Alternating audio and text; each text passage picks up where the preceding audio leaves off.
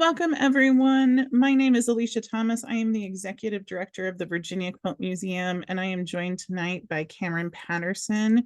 He is with the Robert Russa Moton Museum here in Virginia, and he is going to be giving a talk about the Moton story and civil rights and education here in Virginia. This is part of our programming for Stitching Together History 250 Quilts Commemorating the Commonwealth of Virginia.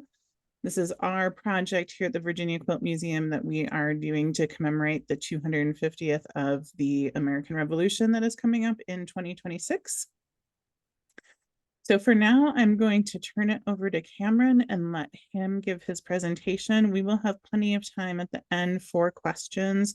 So if you have questions, you can put it in the Q&A down at the bottom and we will answer those at the end. So thank you so much for joining us, Cameron, and go ahead. Wonderful. Thank you so much. It's such a great honor to be with you all this evening. I always enjoy the opportunity to share about the work of the Robert Russa Moton Museum and to share a bit about the Moton School story. The Moton School Story, Children of Courage, is the title of the permanent exhibition at the Robert Russa Moton Museum that has been in place since 2012, when it fully opened to the public, following an extensive renovation of what was the former Robert Russa Moton High School in Farmville, Virginia. So excited to share with you and look forward to the questions that you have as I go throughout the presentation, and I look forward to answering them at the end.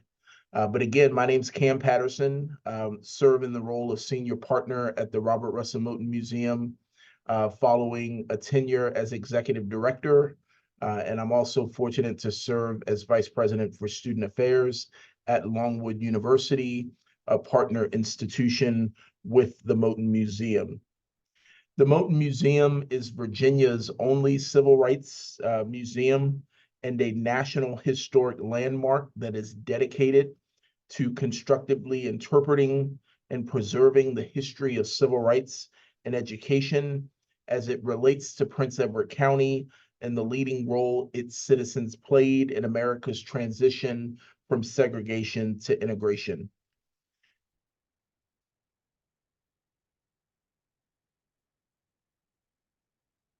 And I'll advance the slide so you can see Prince Edward County on the map of the Commonwealth, Virginia, located close to the center of the Commonwealth. And you can see the seal of Prince Edward County, which prominently features the Robert Russa Moton Museum, along with the two institutions of higher education in Prince Edward, Longwood University and Hampton-Sydney College. So for us at the Moton Museum, it's a real honor to be a caretaker of a remarkable story. And our work at the museum is about engaging future generations in their understanding of this history. Through our work, we strive to expand upon the idea of what it means to be a citizen within our democracy.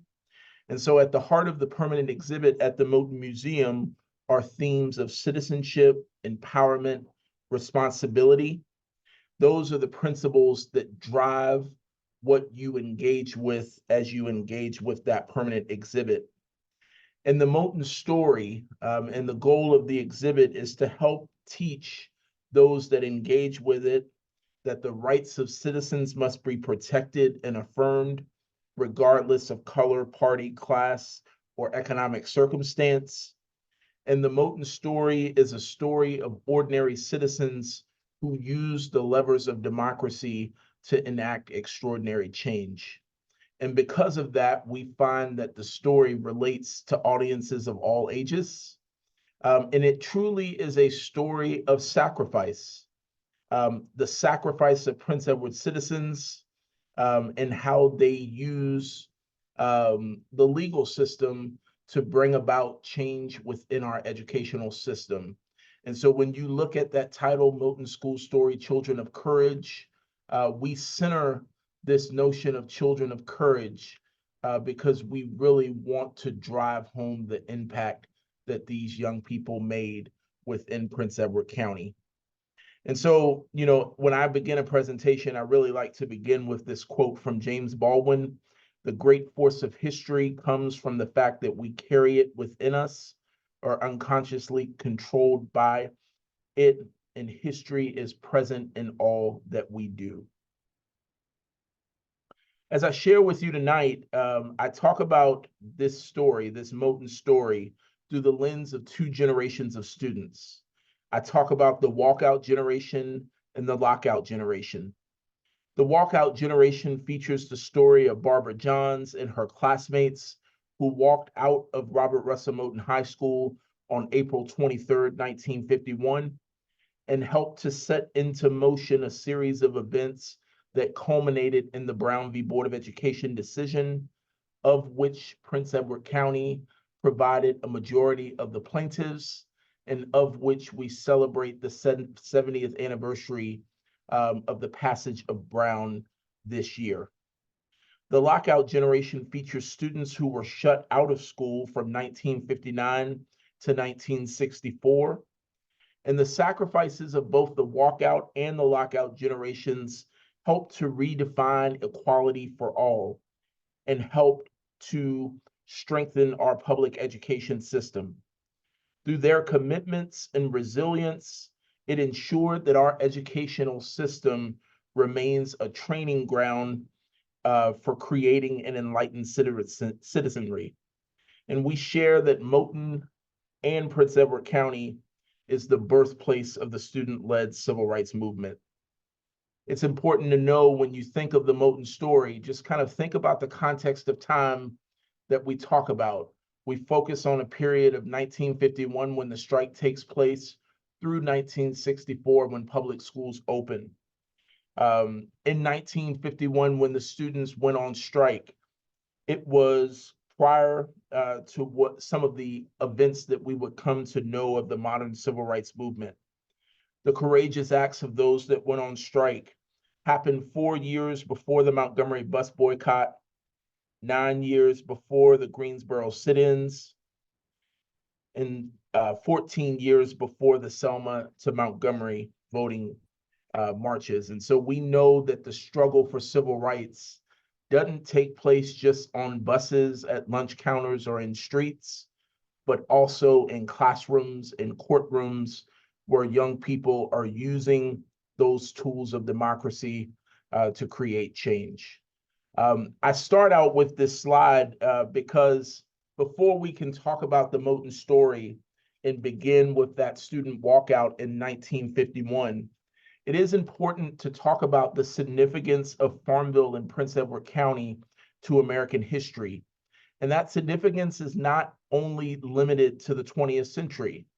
The final days of the Civil War drew to a close in and around Prince Edward County as soldiers made the march towards Appomattox.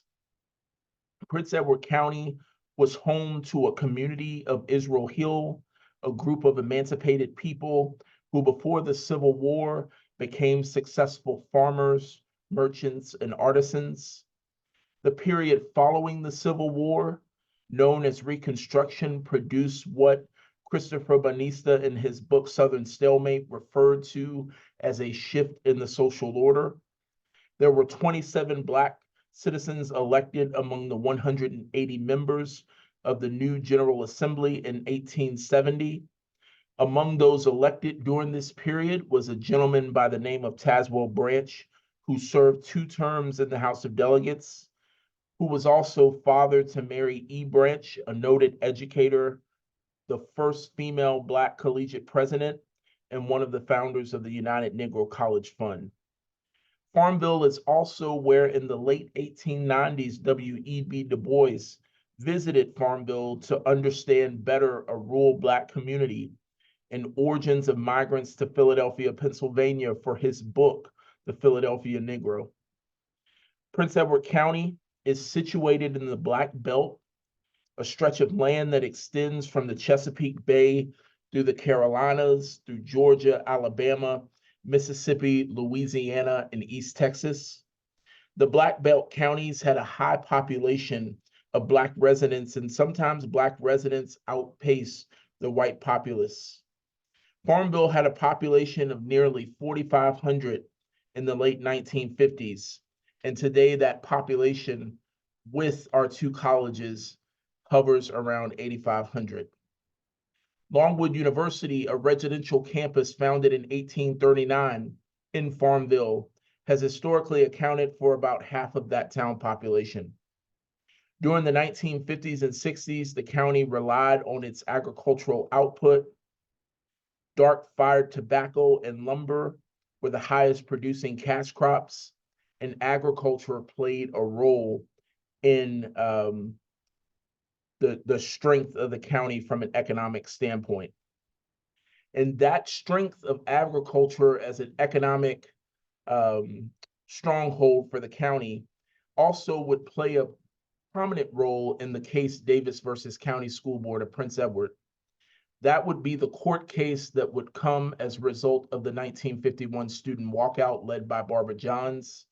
And it would be that court case that would become a part of what we know as Brown v. Board.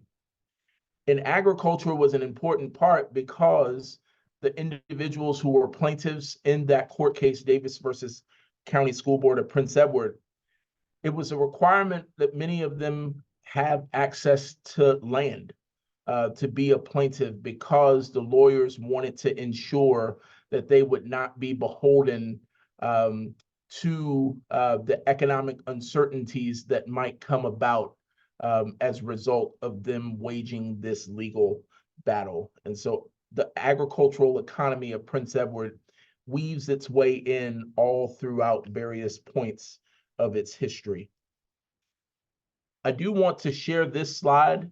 I think it's important as I talk tonight that you just have some context and understanding about the different date points throughout this period of significance that we talk about. So if you look at this story, the Moton story, as being a story about birthplace and battleground. The birthplace, if you look, the Moton student strike taking place in 1951. Davis versus County School Board of Prince Edward taking place 1952. The Brown decision coming down in 1954. The Brown 2 decision coming down in 1955. And then as we move to this period of battleground within the Commonwealth following the Brown decision, you look at the period of massive resistance in Virginia between 1955 and 1959. You look at the closing of public schools in Prince Edward between 1959 and 64. You'll hear me talk about the Prince Edward Free School, which was the prelude to schools reopening in 1964. And then the Griffin decision that comes down in 1964 that reopens public schools in Prince Edward County. So I think it's always good just to have some context and a bit of timeline as we talk about this story and think about it in the context of birthplace and battleground. I share this photos with you. These are photos of Robert Russa Moton High School, now the Robert Russa Moton Museum. If you look to your left, that photo, the black and white photo, was taken in 1954. And so you get a sense of the property and what it looked like then. And then the photo to your right was taken at the time in which we renovated the facility. And you get a look at the way in which the facility has been restored. But just kind of lock in these photos, because as I go throughout the presentation, I will show and compare some of these photos to the all-white facilities that students had access to in Prince Edward County. I think it's important as well. You know, it's easy to think when you hear about the Moton story, it's easy to think that civil rights advocacy in Prince Edward County began with Barbara Johns and her classmates. Barbara Johns is a figure that we hear a lot about as it relates to this story, and rightfully so. It was her idea that birthed this movement within Prince Edward, but it's also important to pay tribute to those who advocated even prior to the students in 1951. And so I want to bring forth with this photo a lady by the name of Martha E. Forster, who led the Council for Colored Women, which would later be renamed in her honor following her death. Martha E. Forster led that Council of Colored Women as they sought fundraising efforts to help build the first Black school in Prince Edward County, which became the Mary E. Branch School. The Martha E. Forster Council would work tirelessly throughout their existence to provide educational resources that would help to aid Black students. And Prince Edward County also benefited from a vibrant parent-teacher association that was led by prominent community members such as the Reverend L. Francis Griffin and Mr. John Lancaster. Black students in Prince Edward County recognized the work that adults were doing on their behalf, but they also saw that progress was needed and that we were still not meeting what was needed to help advance equality. And so the students of Robert Russa Moton High School, through the walkout that they held in 1951, were able to bring forth concerns that they had related to inadequate school building and the lack of resources that their educators had. But I want folks to know about these earlier advocacy efforts because I believe the students were inspired by those around them. They knew their parents and other community members were waging a fight on their behalf. They just felt that it was their time to step in. As I mentioned to you, it's important to see the facilities that the students had access to at Robert Russa Moton High. When you compare Moton High School to Farmville High, which was the all-white school, the facilities were glaring, and the photos told the story of the inadequacies that the students faced. So the students would go on strike on April 23rd, 1951. That was the call to action that was initiated by Barbara Johns. And I get excited when I think about what Barbara Johns and her classmates did to plan this student walkout and how they went about executing their plans for April 23rd. So on April 23rd, when the students arrived to school, Barbara and that strike committee would put their plans into action. Moton teachers received notes requesting that the students be brought to the auditorium, and the students filed in from their classrooms and from outside to await instruction from Barbara and the committee as they awaited behind the curtains on the stage. After months of planning, these students organized, and Barbara stood behind the podium on the stage to make the case to the student body of the inadequate conditions that plagued the R.R. Moton High School. Those conditions included the fact that their school, which had been built for 180 students, was now overcrowded with 450 students. The building exceeded capacity in its second year after being built. And during the 1940s, following the Second World War, enrollment continued to rise. The teachers, the parents, community, and administrators articulated the importance of the Black educational experience, and the students continued to come out to take advantage of their educational opportunities. And as a result, the facilities began to be outgrown. The school included broken promises from school leadership about plans to build a new school. And the student body were shared with by Barbara sentiments about those inadequacies, and they agreed to walk out. Upon walking out on April 23rd, 1951, the students sought counsel from Reverend L. Francis Griffin, pastor of First Baptist Church, who had been active with the Parent-Teacher Association in their efforts to advocate before the school board for a new building. Reverend Griffin encouraged the students to reach out to the NAACP And Barbara Johns and Carrie Stokes, on behalf of the Student Strike Committee and students at Moton High, sent a letter to Oliver Hill and the legal team, which included Spotswood Robertson and Virginia Union Dean Tom Henderson. And those individuals made a visit to Robert Russa Moton High School to meet with the students. I always believe, and I tell folks as we go through the galleries at the Moton Museum, you know, I'm a big believer that sometimes you're in the right place at the right time. And I truly believe that that was the case for these students. Oliver Hill, Spotswood Robinson, and Dean Thomas Henderson were on their way to Pulaski County. They thought that a school situation in Pulaski County would be one of the next court cases that would rise out of Virginia. But as things broke down as it relates to the Pulaski County case, the students of Robert R. Moton High were in the right place at the right time. And those individuals really believed in the resolve of the students, and they were so impressed by the way in which these students came forward to advocate. And so you see here Moton Auditorium.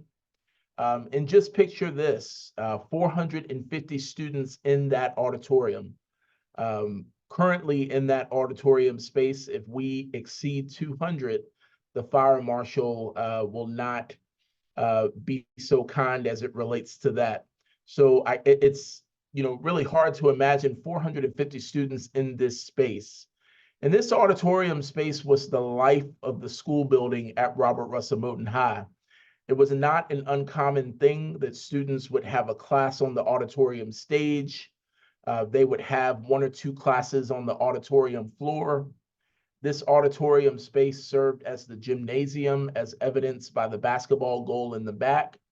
And it also served as a place where they gathered, where they ate.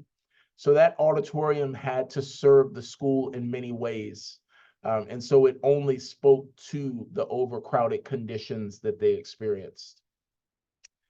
Secondly, I show a picture here of the tar paper shacks. There were 3 tar paper shack structures that were built on the museum property in the late 1940s by the county to alleviate overcrowding. And, you know, the community and the students referred to them as exactly that, tar paper shacks. They referred to them as adult-sized chicken coops because of the poor quality in which they were built. And so this photo here was taken in the early 1950s. And so even from the time in which these structures were built until the time of this photo, very poor conditions that the students had to experience as part of their education in Prince Edward County. One of the things that Barbara and her classmates noticed, and they noticed this as they traveled the Commonwealth participating in activities at other all-Black schools, they recognized that this wasn't necessarily the conditions that all Black students were experiencing in different parts of the Commonwealth. You know, they had visited enough schools to know that they deserved better. Even as Black citizens in Prince Edward, they deserved better by way of their resources. Here I show a photo of Farmville High. Farmville High was a school that was built right in the center of the Farmville community. The school building no longer stands today, but you can see from the photo here that Farmville High was built a year prior to Robert Russa Moton High in a nice residential neighborhood within the Farmville community. This school building had all of the amenities that you would expect of a high school building. It had a standalone auditorium, a standalone cafeteria, a standalone gymnasium, a standalone infirmary. It had science laboratories to meet the needs of students. It had really prominent athletic facilities as evidenced by the football field here at Farmville High. So 2 schools that told the tale of separate but equal just in the photo evidence that is offered as it relates to these school experiences. One important thing of note that I want you to know is that at the time in which these schools were built, there were more Black citizens in school in Farmville and yet the facilities that they had told a different story as it relates to that. Again, this is just a side-by-side comparison of Moton versus Farmville High. The area of town in which Moton was built was a bit more rural at the time in which it was built. It has since become a more active and vibrant part of Farmville in terms of, you know, not as rural as it once was then, but a more rural part of town at the time in which it was built. The football field comparison between Robert Russa Moton High on the left and Farmville High on the right. Again, this photo tells the story of separate but unequal. Separate but unequal. So we're not even living up to what was mandated by Plessy versus Ferguson of separate but equal. Important to know that as we think about the student strike, and I've told you what happened on that day in April 23rd, but an important event leading up to that walkout in April was a bus accident that took place in March of 1951. It was an event that had tragic consequences. The students of Moton would tell you that one of the first inequalities they noticed was that of the school buses. They would often see brand new school buses riding past their homes, taking white students to their schools at various locations across the county. Barbara, in her diary, talks about an experience having missed the bus because she had to go back and retrieve her lunch. And when she came back to the bus stop, she saw all of these half-empty school buses riding by to take students to the all-white school here in Farmville. And she dreamed of just wanting to be able to get on that bus to catch a ride into town. And so school buses were some of the first times in which students noticed inequality. But this bus incident in the Elam community of Prince Edward was one in which it was really a school bus that should have been put out to pasture. But what we know during this time is that the Black students of Prince Edward often received hand-me-down materials as it relates to their educational experience. And so the bus stalls on the track in the Elam community of Prince Edward. And unfortunately, before all of the students could exit the bus, a train comes from behind the hazy fog, swipes the back of the bus, claiming the lives of a handful of Prince Edward students. One of those students was a close friend of Barbara's, and so this was certainly an incident that weighed heavily on the students. The students had been planning this strike, the strike committee, since October of 1950.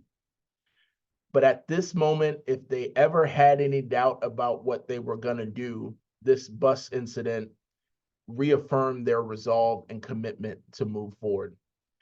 It truly was an example of inequalities claiming the lives of students. And so this was an important moment in the story for Prince Edward. We show Barbara Johns, that important figure within Prince Edward story, the leader of the student walkout and the strike committee. Barbara, unfortunately, following the student walkout, relocated to Montgomery, Alabama, because of fears for her safety. She would go to Montgomery to live with her uncle, Reverend Vernon Johns, who was pastor of Dexter Avenue Baptist Church at the time. And so the family wanted to ensure her protection, and they had heard chatter within the community about folks who were seeking to bring harm towards Barbara and the family. I show this photo. This is one of my favorite photos in the permanent exhibit. It is the photo of a mass meeting that takes place at First Baptist Church, which was led by Reverend L. Francis Griffin. First Baptist Church was an important gathering spot during this time. Folks would gather to hold meetings, to hold church services, and it really shows the strength and the importance of the religious community during this time. And so this is a photo of a rally following the student walkout, in which all members of the community gather to express their support to the students as they seek to move forward with a legal challenge. One of the things that Oliver Hill and the legal team said is that we will take this case forward if you gather the support of the community, if you gather the support of your parents, and if you decide to fight for full-on integration. Those were three important things for the legal team. And thankfully, this was a community that rose to meet that challenge. I share this story, and I think, you know, a couple of things stick out for me for this photo. This is a photo of the plaintiffs of Davis versus the County School Board of Prince Edward. One of the things from this photo that you can observe is the poor condition of the tar paper shacks. So if you were on the museum property today, you would notice that this is the parking lot area to the left. And then to the right, we have a structure that sits in the footprint of one of the former tar paper shacks. And so you really get to see the poor quality and conditions that the students face here at Robert R. Moton High. Also, one of the things to notice is that these plaintiffs in Davis versus County School Board of Prince Edward are young. And part of that was intentional by the legal team. They wanted individuals that were 8th or 9th grade in age because they wanted to ensure that these individuals would be enrolled in school for the duration of the court case. That was something that was important. And again, I mentioned to you that one of the things that was a requirement for those that signed on to this case was that their families own land. And so there's some really powerful examples. One from the family of Joy Cabarrus Speaks, who is one of the plaintiffs here, of their family signing over land to other families so that they would be able to join the case. And again, that was the desire of the legal team to ensure that families would be free from the retaliation of those in the community as it relates to their economic livelihood. So a really powerful photo here. As we continue the road towards Brown v. Board, it is important to know that the students of Prince Edward of R.R. Moton, they finally get the thing that they had been asking for, and that was a new school. There was a new Robert R. Moton High School that was constructed and that the students moved into in 1953. And this was a recognition by the county of Prince Edward. They knew where the court case was trending. The Commonwealth knew where the court case was trending. And so you see this mad dash across the Commonwealth during this time period to build a number of new schools to try to show that they were in compliance with Plessy and this notion of separate but equal. But for the students, it was too little too late. And their commitment to continuing forward with the court case and their resolve towards that remains strong. So I do want to show here the Robert R. Moton High School that was built, that the students moved into in 1953, that currently still operates today as Prince Edward County High School, with some additions and adjustments since that time. The Brown decision comes down in 1954, a unanimous decision by the court. And in that prior photo, that was Chief Justice Earl Warren, who was head of the court at this time in which Brown came down. And, you know, we think in 1954 that is the end of Brown. But what we know is what would come a year later, and that was the Brown 2 decision. The significance of the Brown 2 decision is this: when the Supreme Court acts on the case, they're typically supposed to do two things. They're first and foremost supposed to answer the constitutional question at hand. And then secondly, they are supposed to lay forth a plan to remedy what they have set forth. And so it was the Brown 2 decision in which they had to come back to set forth the remedy as to how they would move forward as a result of this court decision. And unfortunately, with Brown 2, they said, "We will move forward with all deliberate speed." And Oliver Hill famously said, "That is a whole lot of deliberation and not a lot of speed." And so it would be those words that localities and states would use to be able to drag their feet following the Brown decision. I show this photo from the museum gallery just to represent the fact that there were 5 communities that came together to formulate Brown v. Board. I'm proud to share today that all of these communities are partnered together as affiliates of the National Park Service under the Brown v. Board National Historic Park. And that's a really important and powerful thing indeed. Here is a slide that just shows Prince Edward within the larger context of the Civil Rights Movement. The student walkout in 1951, Brown v. Board of Education in 54, Rosa Parks arrested in the Montgomery bus boycott, 55, 56, and then college students staged sit-ins across the South beginning in 1960.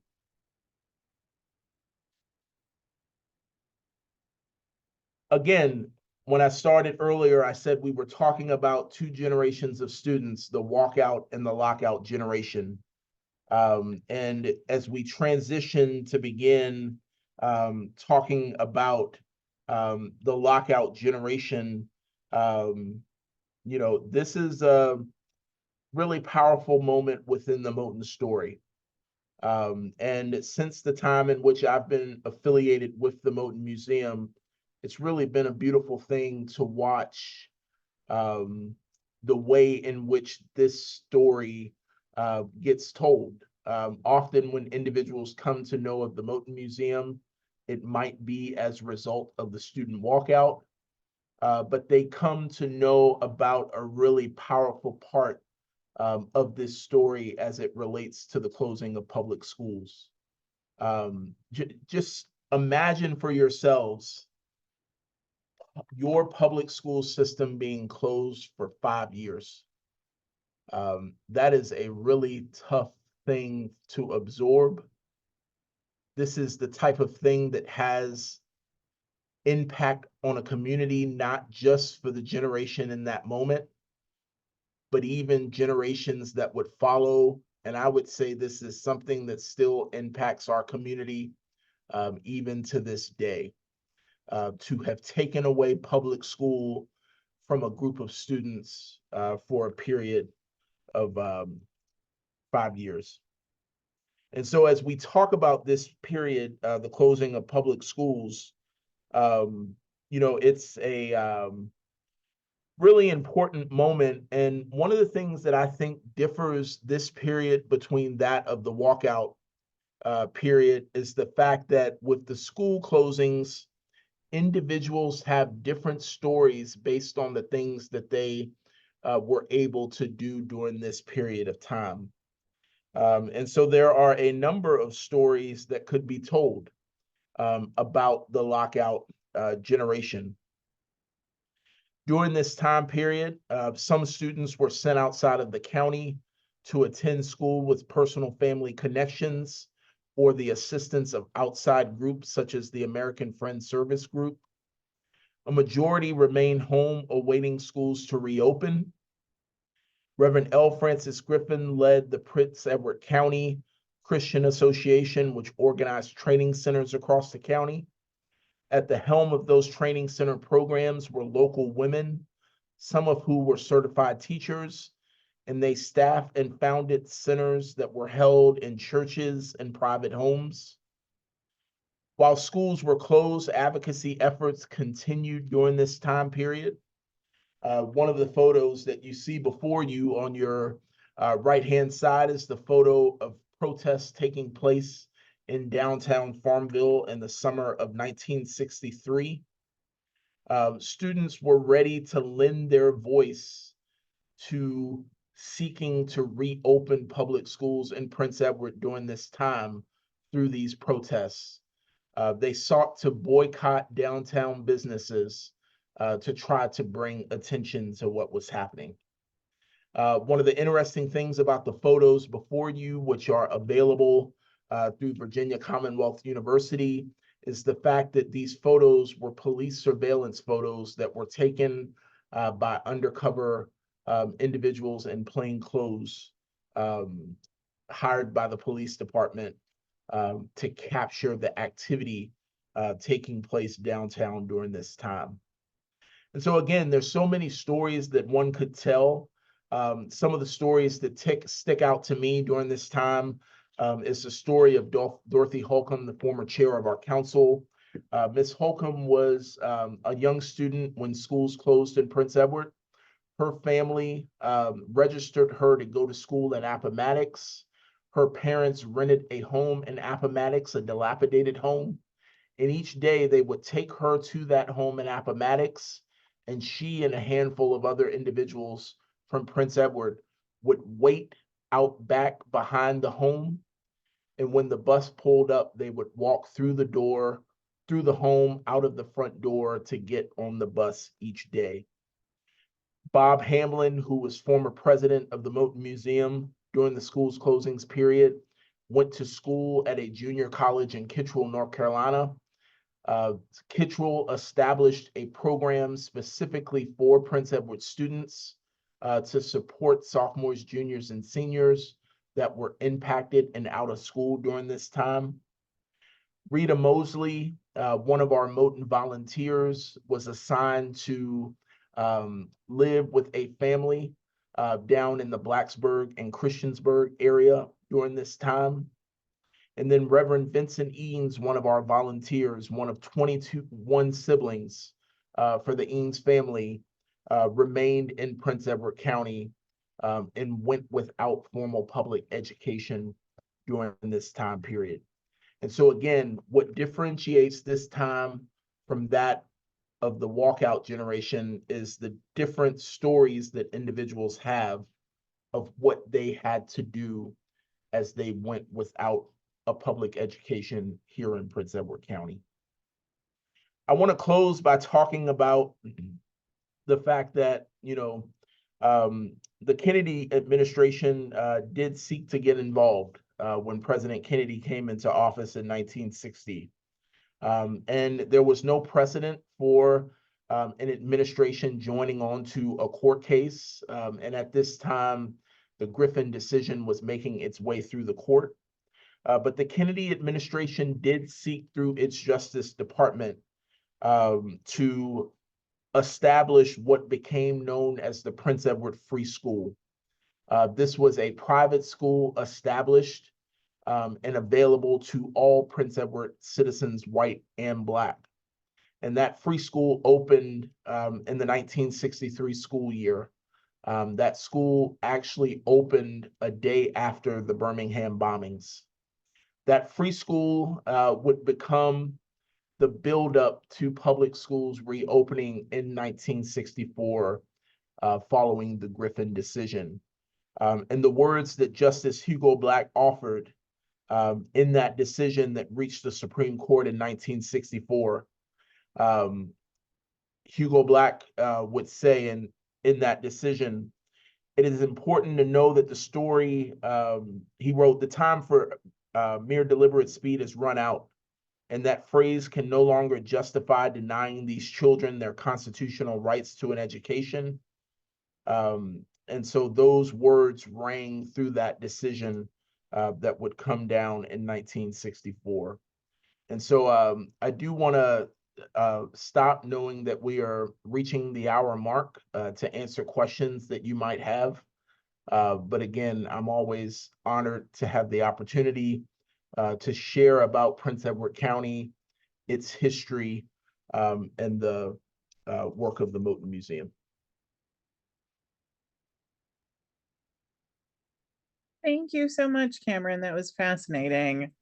Um, a couple of questions that did come in. How long did the walkout last?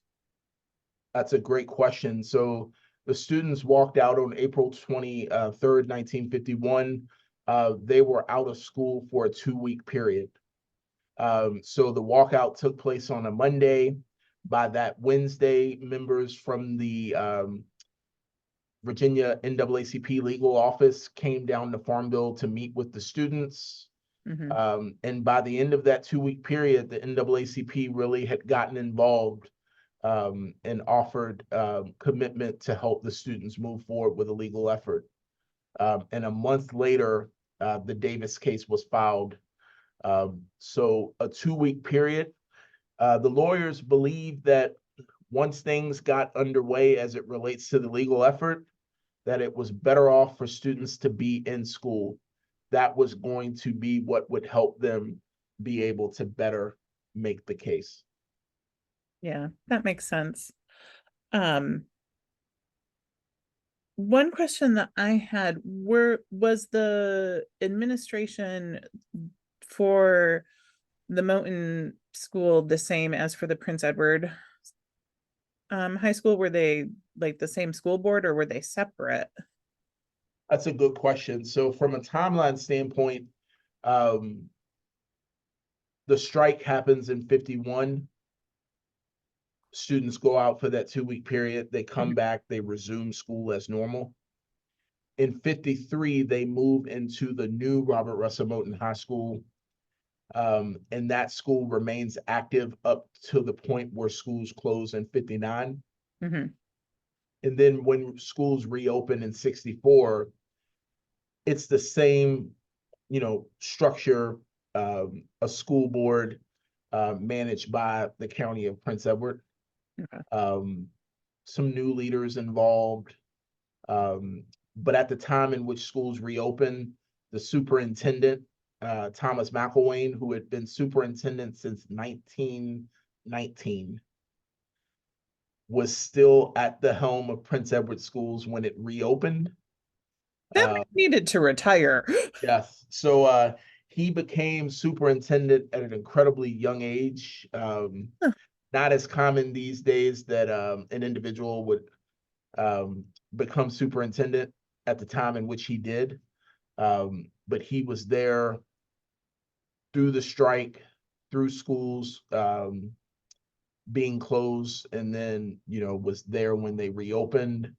And shortly after, he would retire. But a central figure in this story at its various points. Yeah, I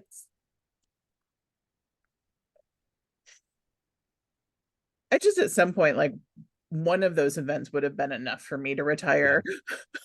It's interesting. He was superintendent of Cumberland County Public Schools as well for a period. Cumberland, a small rural community next to Farmville.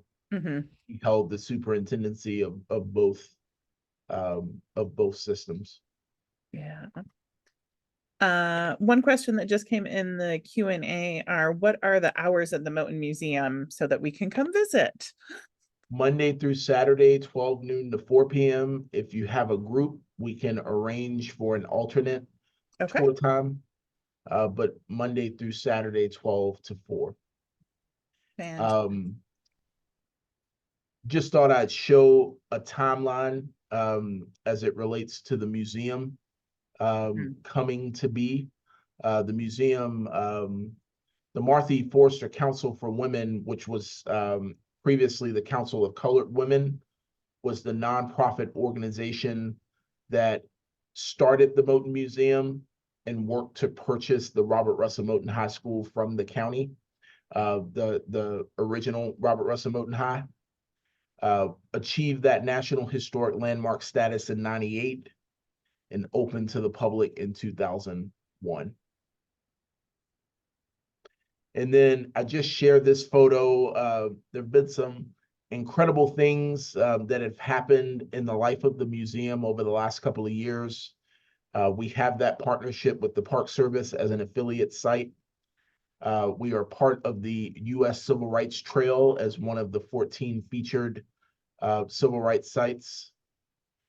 We are currently engaged in a process to become a World Heritage Site in partnership with 12 other civil rights sites across the South as Oh, we wow. put forth a joint serial nomination. And then, for a county that was always on the wrong side of this story, to me, adding the museum as a part of its icon just really represents for me how far we have come as a community. And then finally, I will mention that Barbara Johns will become one of the 2 representatives from the Commonwealth of Virginia in Statuary Hall next year. The Department of Historic Resources and the Commission on Historical Statues finalized the statue, and it has been sent off to be permanently casted. And so we're incredibly excited that she will represent the Commonwealth in this way. That's amazing. I actually worked at the Capitol Visitor Center for 5 years, so I am thrilled to see some of those old statues leaving. Absolutely. Absolutely. I hope you and the staff get to go to that dedication ceremony. They're really special events if you get to go. I highly recommend it. Yeah, I'm looking forward to that, and just incredibly honored. And I'm really excited that her family is still here and actively engaged with the museum and will be able to bear witness to this moment. Her sister, who was a student striker herself, is still with us. Oh, wow. And all of her brothers who were younger during that time are still with us as well. Unfortunately, Barbara passed away in 1990 as a result of an illness, but her legacy remained strong along with that of the other students. Yeah. We did get a question about Barbara. Did she have a diary? And if so, is it at the museum or has it been published anywhere? Do we have any of her kind of primary Absolutely. sources? So she did have a diary that she shared some of her personal thoughts in as it relates to the walkout. Portions of that diary were utilized for the book Girl from a Tar Paper Shack by Terry Canfield. And it's easy to get that book on Amazon and in any other places you would make that purchase. We do have copies of that as a museum that we are able to utilize with permission from the family for educational related purposes. And portions of that can be found on a site that we have as a museum called motonschoolstory.org, which is a digital version of our permanent exhibit. Yeah, I have not looked at everything that's on there, but I've poked around it a bit and it's a really great resource for Absolutely. people that are interested. It kind of makes me think to myself, will this generation write in the way that our elders wrote?